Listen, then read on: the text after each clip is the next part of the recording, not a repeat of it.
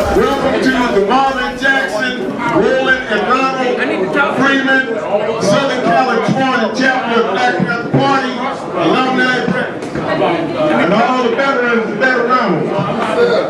Today, Black August Tribute to the Martyrs. We got a lot of people here today, and we got a good program today. We're going to start off with Brother Kevin giving the libation, and then we're going to have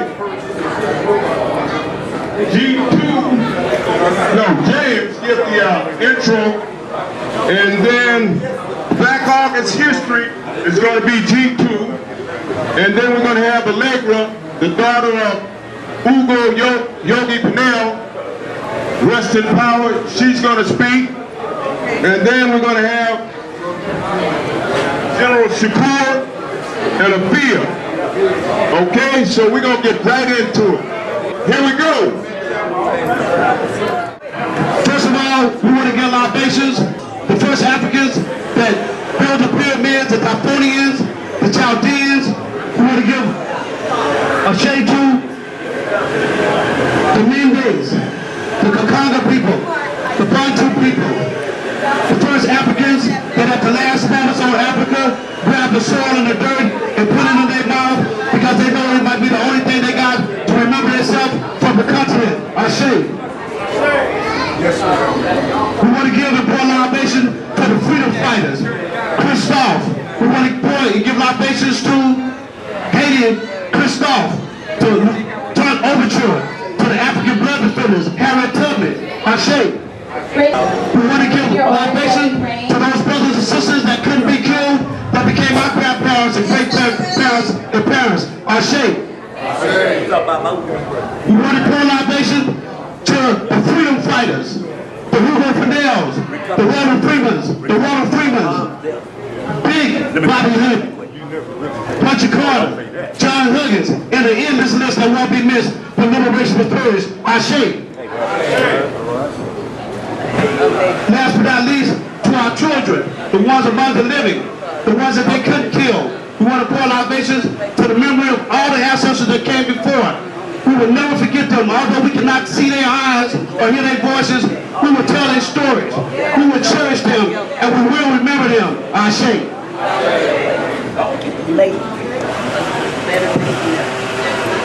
Okay, right on. Now we're going to have James, who's going to MC then. James Simmons, Black August, Los Angeles. All power to the people. All power to the people. All power to the people. All power to the people. This is, I can't even remember when we started collaborating with the Black Panther Party breakfast. I know we were at Mama's and no, Mama's, even before Rosa.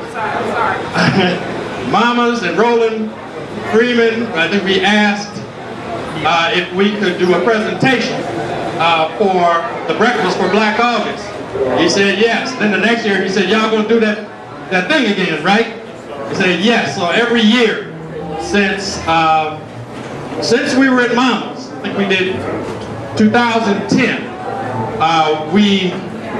Black August Los Angeles has collaborated with the Black Panther Party breakfast to give special thanks for those who stood on the front line. Black Panther Party for Self-Defense, Black Panther Party, Black Liberation Army.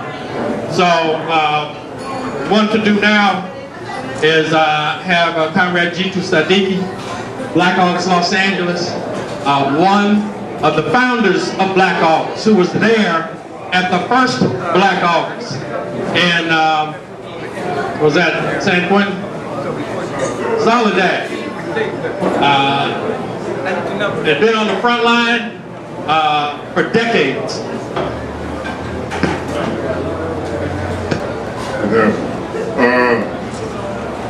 We're going to go through the history, but we're going to go through the history kind of concise so that you get a understanding of what Black August represents. There is some literature that James has prepared that gives you a little more detailed information. So what I'll do is I'll talk about, we've had several presentations already about Black August. I'll talk about some of the practices that exist, and also some of the what we refer to as flea days. Flea days represent certain individuals that were part of our history of resistance, dating back to 1970 in Soledad, Owen. And when I reference this, I also want y'all to look at this post over here, where it says faces of many faces of prison industrial complex, because that's some of the locations a lot of the incidents happen. Some of them are in San Quentin, some are in Soledad, Owen, where the incident initially happened in January 13th of 1970, when W.L. Nolan was murdered, along with Cleveland Edwards and Alvin Miller.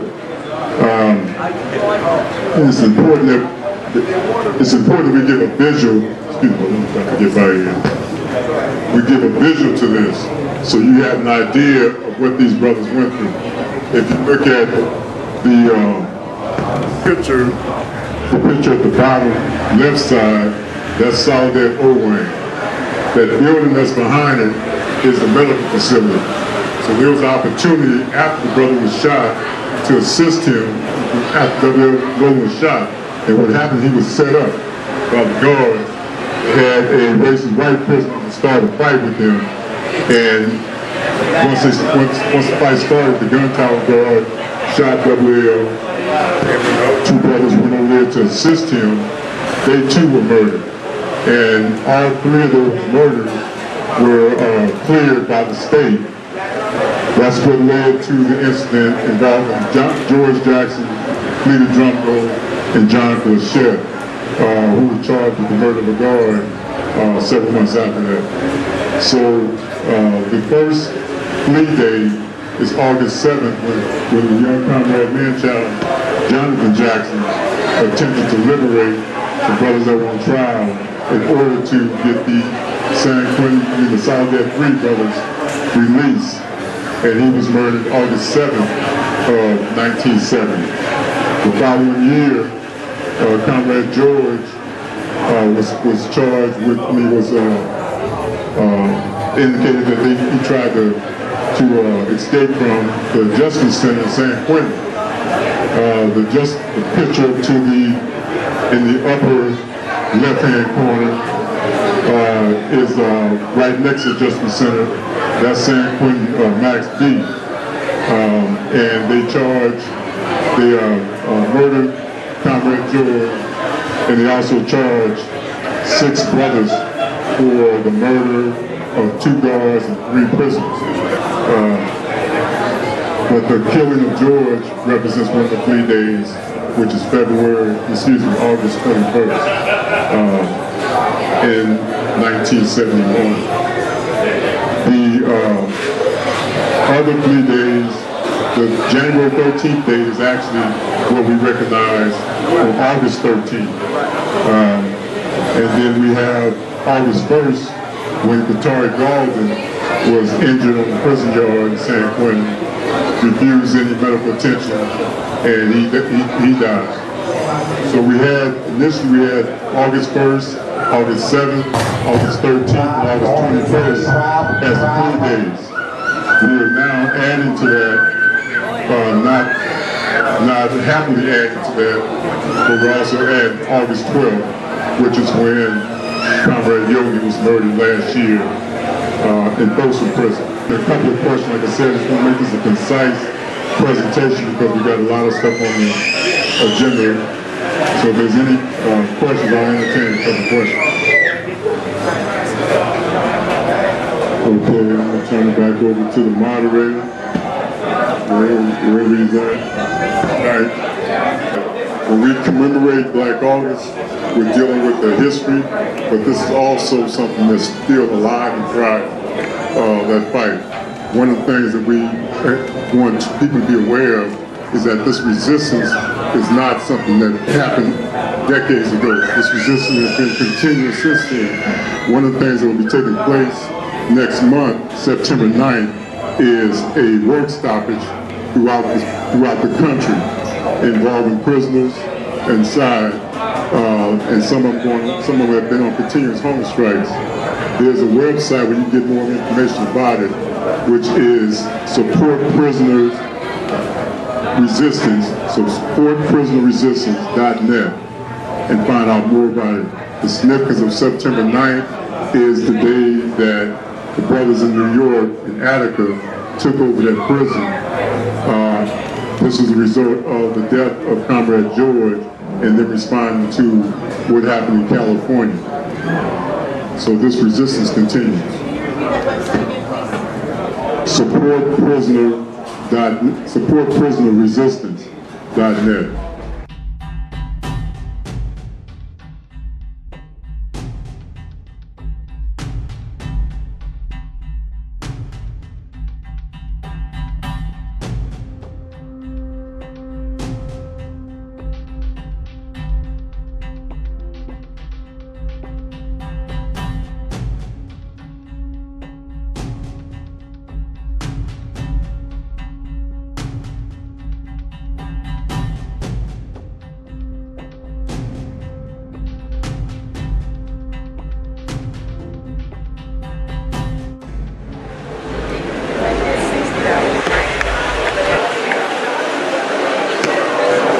Alright, full in. How y'all doing? Alright. Full in. Alright. Black power. All power to the people. Alright. Alright, so like James said, my name is Shakur Sunni Ali. General Shakur, it doesn't matter. Born in the Republic of Afrika, Panther Party. Child of the Black Liberation Army. First I'll speak on my aunt, Afeni Shakur. Mama Afeni first. First of all, she grew up in South Bronx. Her parents are from South Carolina, Gullah Geechee people. Most of our family on my mother's side are all Gullah people, Gullah Geechee people, warriors. But in the South Bronx, she became actually, her and my father went to school together. They didn't know that they would grow to be lifetime comrades.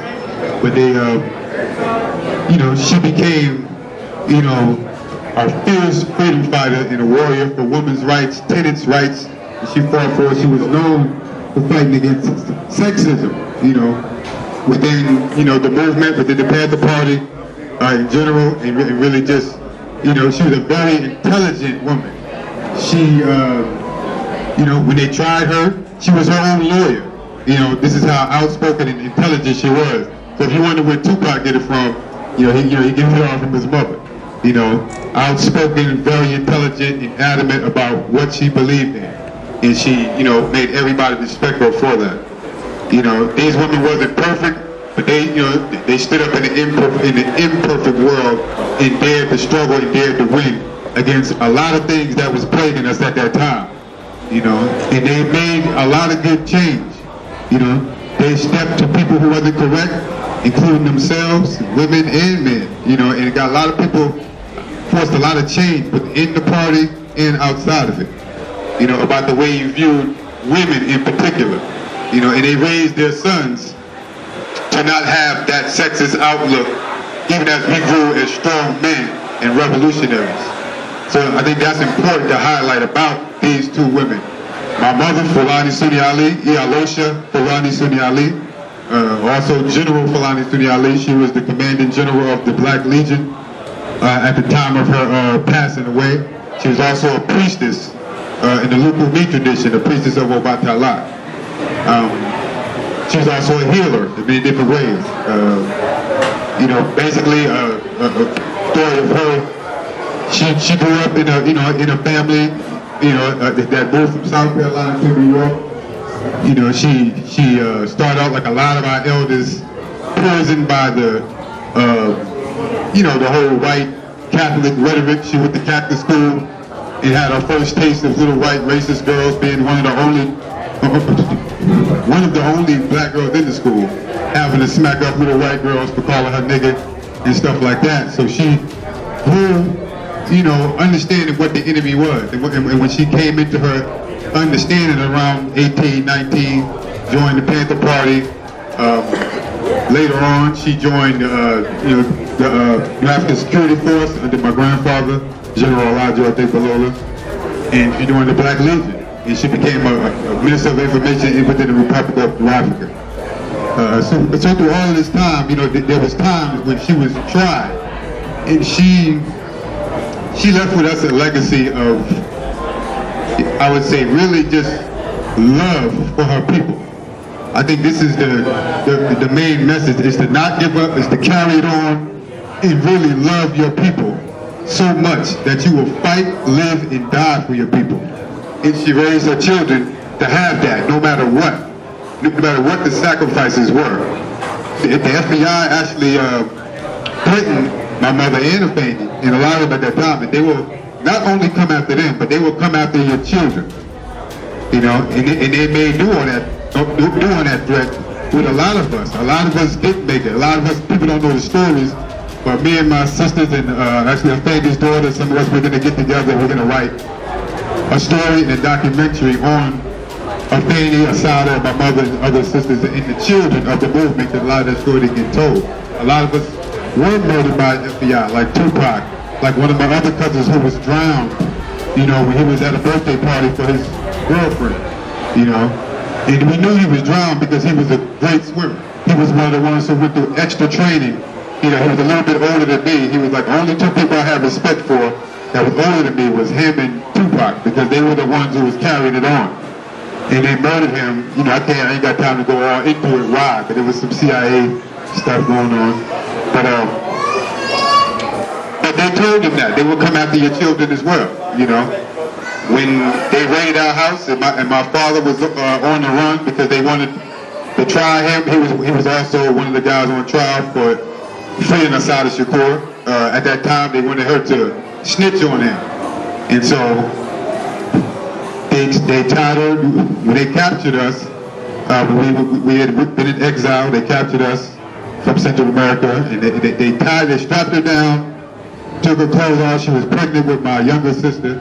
And at that time, what they did is they punched her in the stomach, they threatened her, put the 9mm in her vagina, all that type of stuff, and threatened her like, we're going to take your children away if you don't tell us where Asada is, where's your husband, this, that, and so forth. And what she said is like, well, do whatever you got to do. When my children are old enough, they will understand. But I'm not going to give my husband up, and I don't care if he threatened me with taking my children away. So this is the sacrifice she knew she had to make, and she knew that as a revolutionary woman, this was a part of the game. And she knew, okay, at that moment she was faced with what they said. She knew, we'll get lost in the system, we're going to take them away. You ain't going to have nobody, your children will be lost. And I can remember my father bringing us in New York, in her holding cell, I think it was in Brooklyn. But the way they have the Central Builders built, the way New York is designed, the old dungeon type jail buildings. We was able to see her. He would put us on his shoulders, and we were able to go to her cell and see her. And that's how we used to visit her, through the window of the jail cell sometimes, before they moved her off or whatever. And so when both of them were actually captured, a lot of times we spent our time roaming the streets of New York, catching the trains, sleeping over different comrades' house. Yuri Kochiyama is one of the comrades that used to babysit us at one time. So we would have different places to go, at times. But because of our training and them pouring their energy into us, she was really into working with the youth. So, they really trained us and got us ready. But from the time we could walk, they got us ready for what was to come, And so, in her later years, like I said, she was given the title of general, by the then general of the Black Legion military, and then, Charlie, your order is ready. She,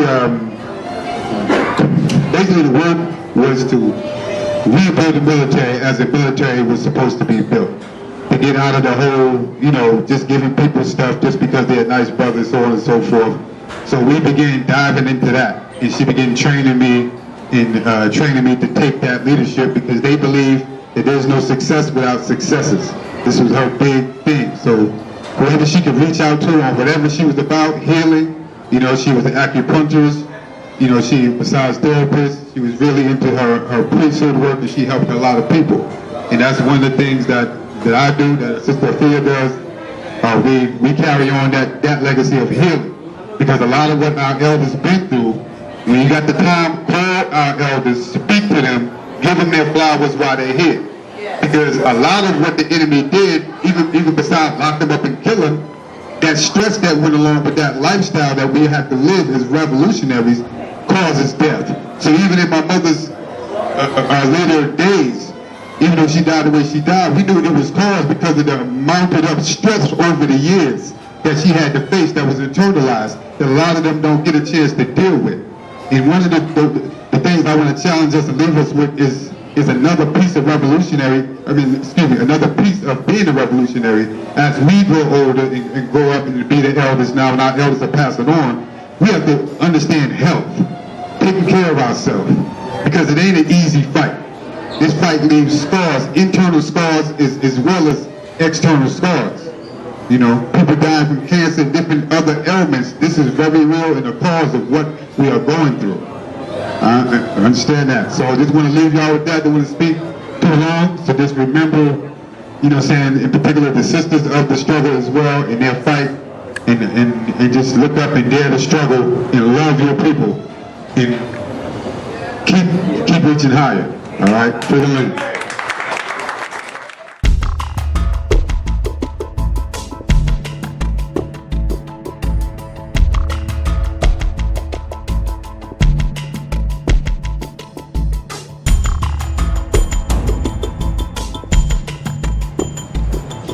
So these are some of the folks, and this is not a complete list. It's a long list, but it's not a complete list. Afeni Shakur, Fulani Sunni Ali, Wayne Farr, Elder Ronald Freeman, Roland Freeman, Sharif Abdullah, Didan Kamati, Gary Gogo Owens, that's another one. I have his picture up right here. It's over there underneath the Black August poster. Oscar Washington, Mohammed Koti, Abdullah Majid, Mando Wilana, Arthur Morris, Bunchy Carter, John Huggins, Steve Bartholomew, Robert Lawrence, Tommy Lewis, Nathaniel Clark, Geronimo Gijaga, Samaya Peaches Moore, Marvin Jackson, George Jackson, Jonathan Jackson, Chandra Red Pratt, Tommy Lewis, Steve Bartholomew, Robert Lawrence, Walter T. Pope, Frank Diggs, Sylvester Bell, John Savage, Bobby Hutton, John Bowman, Kwesi Balagoon, Carl Hampton, Bashir Hamid, Sidney Miller, Welton Armstead, Larry Roberson, Spurgeon Jake Winters, Sterling Jones, Carl Hampton, Fred Bennett, Albert New Washington, Cynthia Smallwood, Fred Hampton, Mark Clark, Spurgeon Jake Winter, Twyman Myers, Bobby Hutton, Sam Napier, Alex Rack, Lamumba Shakur, Robert Webb, Teddy Jahi, Safia Asya Pukawa, Bashir Hamid, Frank Heavy Fields, Herman Wallace, Michael Setawayo Tabor, Eddie Hatcher, Matara Shabaka, Ralph Featherstone, Che Payne, Batunde Omawali, Robert Webb, Sarah Kimu Olukbala, Anthony White, Woody Green, Mark Essex, Alfred Butler, Timothy Adams, Raymond Olukbala, John Clark, Frank Fields, Ronald Carter, Joseph Waddell, Merrily Africa, Herman Ferguson, Marilyn Buck, Dr. Alan Berkerman, Richard Williams. Let them rise in power. Their spirits be active in our lives. In exile, Crutch William Lee Dent, Don Cox, Charlotte O'Neill, Pete O'Neill, Nehanda Obiadun, and Sada Shakur. Those still locked in the dungeons that we have to free. We have to continue to work to free them. And we don't have a complete list. Chip Romaine Fitzgerald, Mumia Abu Jamal, Sundiata Akoli, Herman Bell, Jalil Montekin, Barunza Bowers, Kojo Bumani Sabu, Robert Seth Hayes, Maliki Shakur Lateen, and right here in California, they don't want to let him go, Mutulu Shakur.